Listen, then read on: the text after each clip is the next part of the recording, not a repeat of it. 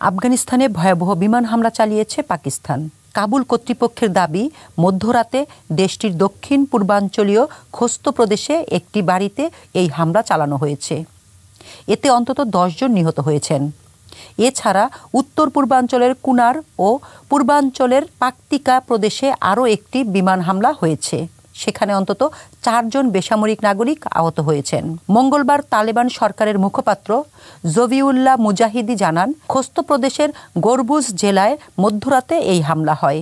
এতে 9 শিশু এবং 1 নারী নিহত হন।